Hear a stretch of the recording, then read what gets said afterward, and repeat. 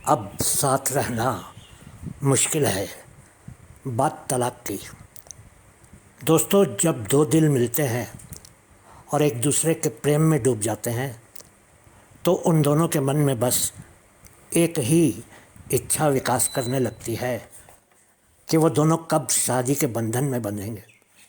शादी भी हो जाती है और हसीन समय आ जाता है और सब कुछ अच्छा लगने लगता है। लेकिन किसी किसी दंपत्ति के जीवन में कुछ ऐसे कारण आ जाते हैं जिनके कारण उनके बीच में दूरियां होने लगती हैं और साथ रहना मुहाल हो जाता है। प्रेम और शादी के रंगीन पल तुरंत ही काली रात में बदल जाते हैं और फिर कभी झगड़े फसाद के बाद और कभी अदालत में जाकर तो कभी शांतिपूर्वक दोनों अलग अलग हो जाते हैं। तलाक शब्द ही प्यार के सुंदर बंधन का शत्रु है और भगवान करे कि किसी भी दंपत्ति के जीवन में ये शब्द ना आए। लेकिन होनी को कौन टाल सकता है। आज तक आपको प्रेम और रिश्ते के बारे में कुछ न कुछ बताते आए। आइए आज थोड़ा सा दिशा परिवर्तन करते हैं और तलाक की बात करते हैं। हम आपको कुछ मुख्य कारणों के बारे में बताना चाहते हैं जिनके कारण ज़्यादातर तलाक होते हैं। शादियां टूटने का सबसे मुख्य कारण होता है बेवफाई। कितने सुंदर और दर्द भरे गीत लिखे जाते हैं इस बेवफाई पर, लेकिन जीवन की सच्चाई में यही शब्द न जाने कितने घरों को उजाड़ने का कारण बन जाता है। विश्व में ज़्यादातर तलाक शारीरिक या भावनात्मक बेवफाई के कारण ही होते हैं। जब एक साथी को मालूम चलता है कि उसके साथी ने किसी और के साथ भावनात्मक या यौन संबंध बनाए हैं तो विश्वास और आत्मसम्मान को ऐसी ठेस लगती है कि वो हमेशा के लिए ही बिखर जाते हैं। भले ही रास्ता भटककर बेवफाई करने वाला साथी माफ़ी भी मांग ले और आगे से ऐसा न करने का वचन भी दे दे, लेकिन धोखा खाने वाला उसके साथ रहने को तैयार नहीं होता और शादी को आगे जारी नहीं रखना चाहता। कुछ मामलों में सामाजिक दबाव या आर्थिक निर्भरता के कारण औरत पति की बेवफाई के बारे में जानते हुए भी उसको छोड़ नहीं पाती। कुछ मामलों में धोखा खाई हुई औरत अपने छोटे छोटे बच्चों की खातिर पति की सच्चाई और उसके द्वारा दिए गए धोखे के बारे में जानते हुए भी तलाक नहीं लेती। लेकिन दुनिया भर में 90% से अधिक टूटी हुई शादियों के पीछे मुख्य कारण बेवफाई ही होती है। एक और सोचने वाली बात है कि साथी को धोखा देने वाले ज़्यादातर पुरुष ही होते हैं, शायद 99% से भी अधिक।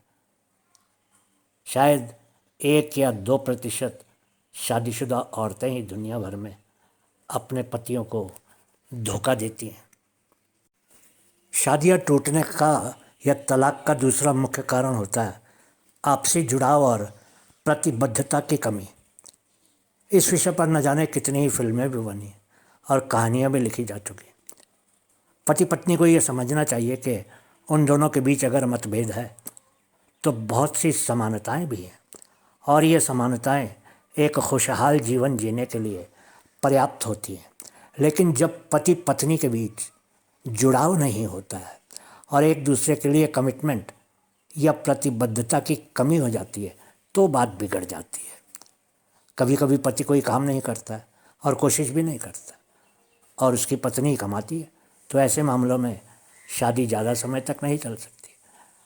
पश्चिमी देशों में जहाँ आधुनिकता है और हर व्यक्ति को काम करना ज़रूरी होता है, वहाँ एक रिसर्च के अनुसार 70% से अधिक शादियाँ सिर्फ इसलिए टूट जाती हैं कि या पति या पत्नी में से कोई प्रतिबद्ध नहीं होता।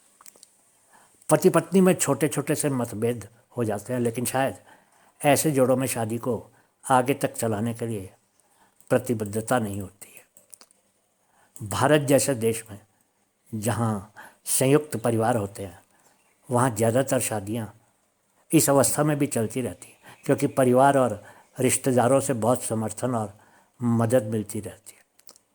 परिवार वाले शादी को बरकरार रखने के लिए पति पत्नी को बैठाकर बहुत समझाते हैं और कोई ना कोई हल निकाल ही लेते हैं।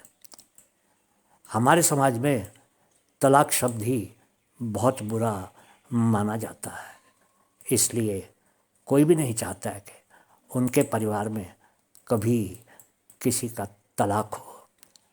कभी कभी तो दोनों के बीच के मतभेदों को जानते हुए भी उनकी शादी के बंधन में बंधे रहने के लिए अनुरोध भी किया जाता है या फिर कोई धमकी भी दी जाती है।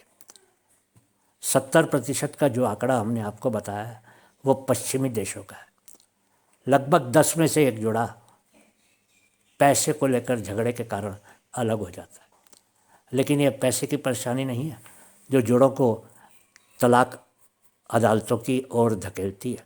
वो इसलिए है क्योंकि जोड़ों के पास परिवार के वित्त का प्रबंधन करने के तरीके के बारे में अलग अलग विचार है। उदाहरण के लिए एक साथी पैसे के मामले में गैर जिम्मेदार हो सकता है और अपनी क्षमता से ज़्यादा खर्च कर सकता है, जबकि दूसरा बुरे दिन के लिए बचत करना पसंद करता है। या एक साथी अपने जीवन साथी की खर्च करने की आदतों को नियंत्रित करने की कोशिश कर सकता है। जब एक जोड़े के पास वित्तीय स्थिरता होती है तो वित्त पर अलग अलग दृष्टिकोण आमतौर पर कोई समस्या नहीं होती। लेकिन अगर उन्हें वित्तीय कठिनाइयों का सामना करना पड़ता तो मूल्यों में अंतर अधिक स्पष्ट हो जाता। वित्तीय असंगतताएं तलाक में वित्तीय समझौतों पर बातचीत करने की प्रक्रिया को भी जटिल बना देती है, जिससे जोड़ों के लिए विशेषज्ञ कानूनी सलाह लेना ज़रूरी हो जाता है। खराब संचार या बातचीत। खराब संचार कई तरह के होते हैं, जैसे लगातार बहस करना, समस्याओं को दबाना या झूठ बोलना। लेकिन इसका एक ही नतीजा होता है, जो जोड़े एक दूसरे से बातचीत नहीं करते उनका रिश्ता जल्दी खराब हो जाता है। संचार उन मुद्दों में से एक है जिसके कई परिणाम होते हैं। ये असंगति, उपेक्षा, कड़वाहट और नाराज़गी की भावनाओं को जन्म दे सकता है, जो अगर अनियंत्रित छोड़ दिया जाए तो भारी हो सकता है। कुछ मामलों में जोड़े अपनी संचार समस्याओं पर काम करने और एक बार फिर से स्वस्थ संबंध विकसित करने में सक्षम होते हैं। दूसरों में संचार की कमी इतनी गंभीर हो जाती है कि तलाक ही एकमात्र समाधान बन जाता है। जहाँ संचार इतना ख़राब हो गया कि वापस लौटना संभव नहीं है, वहाँ जोड़े तलाक की बातचीत में मध्यस्थता को एक उपयोगी उपकरण पा सकते हैं।